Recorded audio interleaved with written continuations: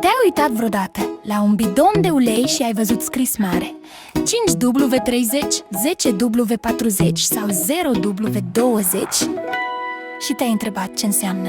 Prima cifră, cea din față cu litera W, vine de la winter. Cu cât numărul e mai mic, cu atât uleiul curge mai ușor la rece. Asta ajută motorul la pornire, mai ales iarna. Un 10W sau 15 W este mai gros și merge mai bine în motoare cu uzură mai mare.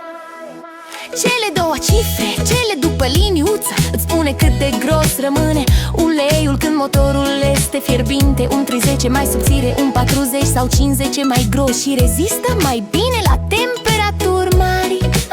Pe scurt, prima cifră, cum curge la rece. A doua cifră, cât de gros rămâne la cald. Dar mai e ceva ce multă lume nu știe. Pe bidon mai apar și niște coduri ciudate de genul ACAA3, C3, E7. Astea sunt standarde europene. Ele nu vorbesc despre viscozitate, ci despre cât de bine protejează motorul, cât ține între schimburi, dacă e potrivit pentru motoare cu filtru de particule, dacă e pentru benzină, diesel sau camioane. Așa că două uleiuri pot avea aceeași viscozitate, dar protecție total diferită.